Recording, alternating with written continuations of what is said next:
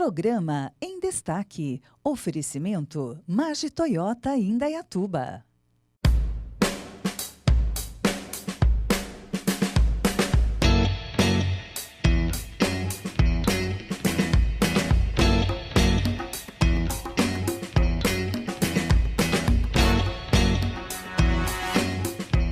Olá, seja muito bem-vindo. Eu sou Vani Pavanelli e está começando mais um programa em Destaque.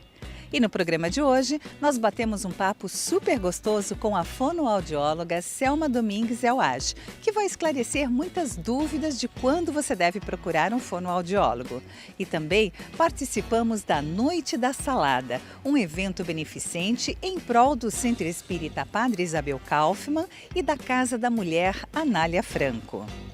Antes de irmos para as matérias, nós vamos até a Mage Toyota Indaiatuba para você conhecer um pouquinho mais dessa concessionária completa. Então, vem comigo para a Mage Toyota e, na sequência, as matérias super legais do programa de hoje. Você sabia que a Mage Toyota Indaiatuba é uma concessionária completa? Isso significa que aqui você encontra toda a linha Toyota com condições especiais de pagamento, através do Ciclo Toyota. Aqui você faz todas as revisões do seu carro e ainda encontra toda a linha de peças de reposição para o seu Toyota seminovo. Na Mage você coloca os acessórios genuínos Toyota para deixar o seu carro do jeitinho que você gosta. E ainda acerta a documentação porque aqui também tem despachante. Não importa a marca do seu carro. Aqui na Mage você pode fazer o seguro do seu automóvel, da sua casa ou da sua empresa, pois a Mage Seguros atende todos os segmentos, inclusive seguro de vida. E se quiser planejar a compra do seu automóvel ou sua casa, o consórcio Mage atende não só em Indaiatuba, mas todo o Brasil. Mage Toyota Indaiatuba, a sua concessionária completa. Venha conhecer! A fonoaudiologia é uma área recente da saúde que traz muitos benefícios na reabilitação de pacientes e também na correção de vários problemas. Para conhecer um pouquinho mais, nós fomos até o consultório da fonoaudióloga Selma Domingues Elage. E é esse bate-papo que você confere agora. E o nosso bate-papo de hoje é com a fonoaudióloga Selma Domingues Elage. Selma, a fonoaudiologia é uma área da saúde um tanto quanto recente, não é? É sim.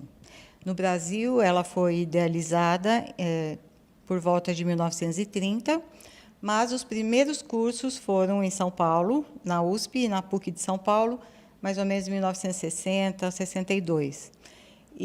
Mas a profissão só foi reconhecida realmente em 1981, dia 12 de dezembro, que é o dia do fonoaudiólogo, pelo presidente João Figueiredo. E por que você escolheu essa profissão? Porque era uma coisa muito nova na época. Eu me formei em 1977. Então, você vê que os primeiros cursos, 1960, era uma coisa muito nova. Eu sou meio novidadeira.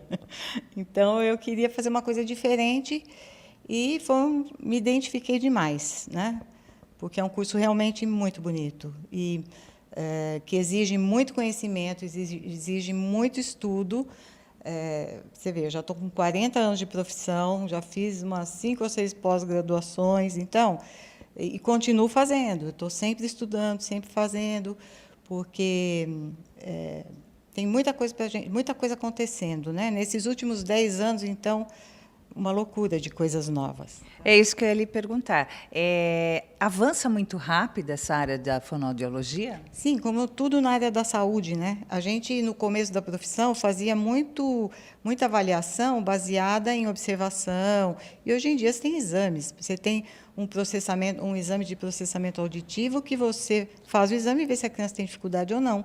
E antes a gente tinha uma suspeita, se trabalhava. Então, tem coisas objetivas hoje em dia que nos ajudam na nossa prática terapêutica, né? Com muito mais efetividade, obviamente. Selma, quando alguém procura um fonoaudiólogo, em quais situações, né, que o paciente fala, não, eu preciso procurar um fonoaudiólogo?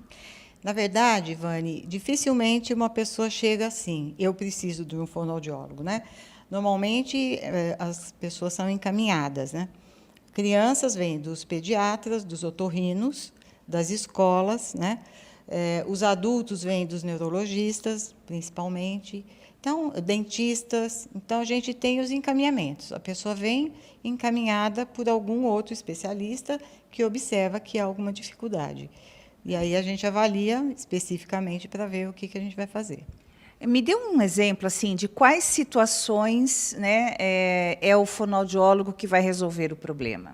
Por exemplo, o respirador oral, que é uma coisa bem corriqueira, né? Muitas crianças respiram pela boca. E a respiração pela boca atrapalha demais a vida das pessoas. Então, esse paciente viria, por exemplo, de um otorrino ou de um dentista, porque há toda uma alteração dos dentes em função dessa boca aberta, né? E a gente pode até ilustrar isso um pouquinho, mostrando como é que é essa terapia para o respirador oral. Então, ele vem, a gente avalia, vê o que está alterado, tem que pensar em forma e função, porque a função respiratória pode atrapalhar outras funções orais, né? E a forma, se a forma estiver muito alterada, a gente precisa da ajuda do dentista, por exemplo, com aparatologia, aparelhos e tal, e correções. E a gente vai reabilitar esse paciente, então, fazendo com que ele aprenda a respirar pelo nariz, né? Quem respira pela boca, respira um ar sujo, insuficiente e frio. E essa pessoa fica suscetível a pegar um monte de coisa. Quem respira pelo nariz, respira um ar quente, umedecido, filtrado e em quantidade suficiente para que essa criança, por exemplo, preste atenção nas coisas. Tá? Por exemplo, pacientes vítimas de um AVC ou de um acidente, isso também o fonoaudiólogo ajuda a reabilitar? Sim, porque quando ele perde a linguagem, alguma área da linguagem, que pode ser tanto na compreensão como na expressão, quem reabilita é o fonoaudiólogo. Né?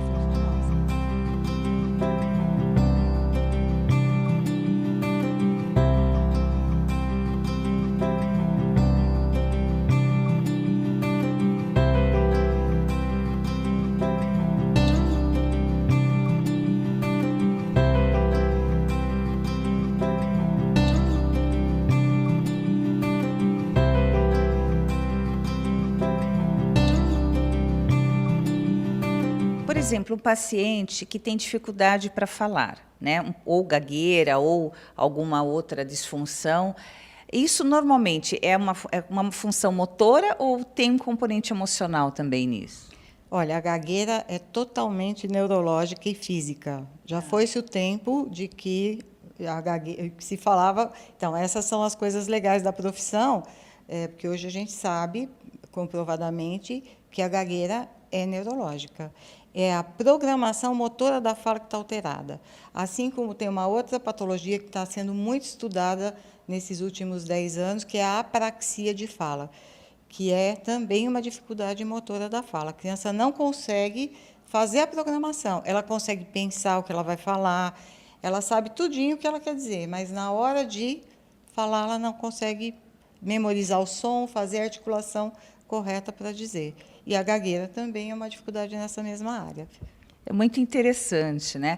E os casos onde a pessoa troca letras, por exemplo, o L e o R, né? O cebolinha, aquelas coisas que a gente costuma ver, que é muito interessante porque passou a ser uma característica do personagem, né? Mas, com certeza, quem sofre desse tipo de mal, quem tem esse tipo de problema sofre, né? Porque ele acaba sendo vítima, e às vezes até de bullying, né? De bullying. Então, um LR, o cebolinha, é uma questão puramente articulatória, que são dois sons que são muito parecidos, né? E são falados praticamente no mesmo lugar, lerê. Tá? Então, é muito parecido e tem gente que tem uma certa dificuldade nessa articulação. Assim como o sapo, que é o ceceio. Isso é fonético, presa, a tal da língua solta, língua né? Solta, porque se ela fosse presa, ela não ia. A gente fala língua presa, né? Mas é o contrário, na verdade. É uma dificuldade do ponto articulatório. Então, é fonético. É o fonema que está sendo distorcido. Agora, por exemplo, uma troca de FV, que a pessoa vai falar vovó, fala fofó. Aí é uma dificuldade fonológica, é outra área é outro jeito de tratar, é outra problemática totalmente diferente. Mas tudo isso está na área da fonoaudiologia? Tudo. Função nossa, total, 100%. Não tem outro profissional que tenha capacitação para trabalhar isso e para fazer essa diferenciação, por exemplo. Entendi. Tá? Aqui na clínica, como é que funciona? Quando o paciente chega seja por encaminhamento, né, ou seja por vontade própria, como é que vocês agem? Então, a gente tem um protocolo a seguir. Então, a primeira sessão, normalmente, é com os pais, ou o pai, ou a mãe, ou o casal, que eu gosto muito quando vem o casal. Isso quando funciona, isso para criança, né? Para a criança. Dificilmente o paciente vem, até um adulto com AVC, ele vem com alguém, porque ele não consegue se comunicar, então vem alguém para contar o caso para a gente, para falar a queixa, qual é a queixa, né? Então, no caso da criança, a mãe chega com o encaminhamento e me fala o que ela está vendo. E aí eu pego todas essas informações daquilo que ela me traz, mas eu também faço uma série de perguntas sobre o desenvolvimento dessa criança, desde a vida intraútero, antes da criança nascer, dados do parto, dados do desenvolvimento, coisas relacionadas a sono, ao comportamento, à alimentação, né? Porque tudo isso faz parte. Dependendo do caso, a gente se tem antecedentes na família. Então, a gente faz uma boa entrevista, isso é chamado de anamnese, onde você vai pegar tudo que te interessa sobre aquela pessoa. E depois, com esses dados, eu vou montar uma avaliação. Esse é um diferencial. Uma boa avaliação vai servir de guia para aquilo que eu vou fazer. Se eu não avalio, se eu avalio mais ou menos, como é que eu vou tratar, né? Então, eu sou muito rigorosa, eu uso protocolo, estou sempre estudando cada vez mais essa questão das avaliações, com protocolos modernos, fidedignos, autorizados, e depois, juntando os dados que a família me trouxe, a queixa, o encaminhamento e mais os dados que eu recolhi na minha avaliação, eu vou fazer um planejamento de reabilitação, de terapia para esse paciente. E aí a gente vai dar uma hipótese diagnóstica, né, e trabalhar para reabilitar. Quanto tempo, em média, dura um tratamento, né, uma reabilitação? Depende, né? Depende de uma série de coisas. Mas tem coisas que em 6 meses a gente resolve, né? Um lerê, algum probleminha de fala menor, um ceceio, vai rápido. Agora, quando é uma reabilitação de um AVC, por exemplo, um paciente que teve um derrame e tal, demora, porque ele perdeu, você tem que fazer tudo de novo, né? Mas a gente tem mais ou menos uma média, tá? De 2, às vezes 3 anos. Tem paciente que fica muito tempo, porque você trabalha a fala, melhora. Depois ele entra na escola e tem os problemas da escrita. Então, a gente vai trabalhar outra área. Então, é como se fossem vários tratamentos com um profissional só, né? Mas, em média, 1 ano, 2 anos ou menos, dependendo do caso. E os resultados, na maioria das vezes, são bastante positivos. Muito positivos, muito, né? No caso de uma dislexia, por exemplo, que é uma patologia, que é uma doença que a pessoa leva para o resto da vida. É como se tivesse diabetes. Diabetes não sara. Você vai lidando com ela. A dislexia é a mesma coisa. Então, a gente ensina o paciente a usar estratégias para contornar essa dificuldade que ele tem, né? E aí ele vai levar para a vida dele toda.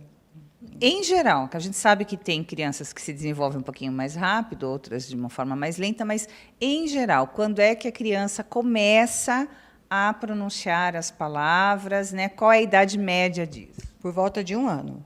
Ela já começa papá, mamãe, não, tchau, né? Porque comunicação não é só falar, né? Então, está usando gestos com significado, manda beijinho, é aquela fase que a mãe pisca, faz não sei o quê, fica, né, querendo repetir, e a criança vai fazendo.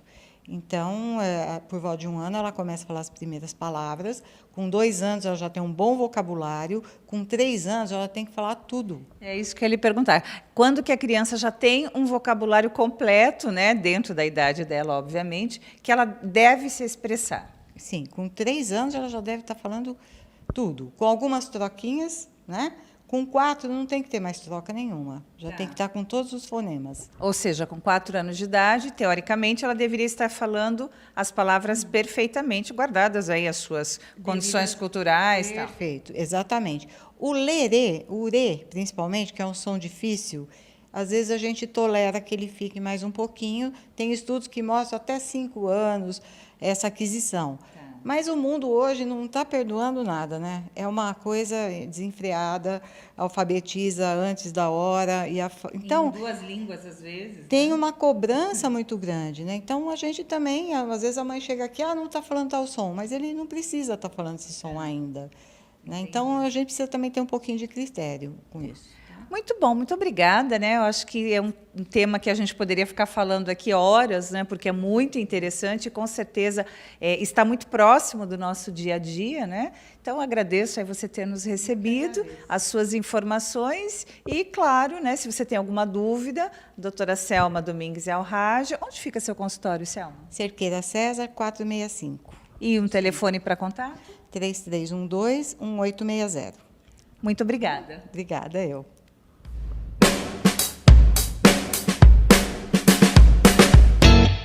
Quem tem um Toyota tem padrão Toyota de qualidade. Aproveite o feirão de fábrica Toyota. Pagamos 100% da tabela FIP para toda a linha Etios e Corolla. Isso mesmo, seu usado vale 100% da tabela FIP. E mais, Etios XGET 2018 com parcelas de R$ 499 no ciclo Toyota. Ou com mais R$ 99 na parcela, você leva o Etios Sedan automático. Feirão de fábrica Toyota, na concessionária Toyota mais perto de você.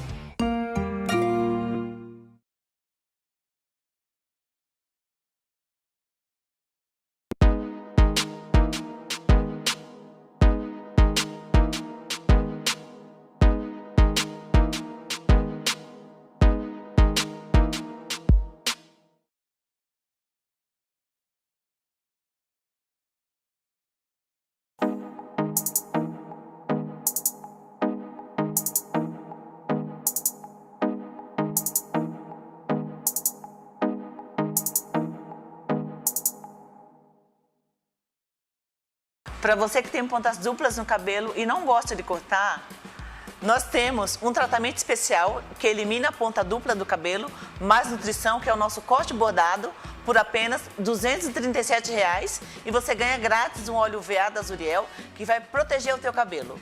Vem pra G Beleza!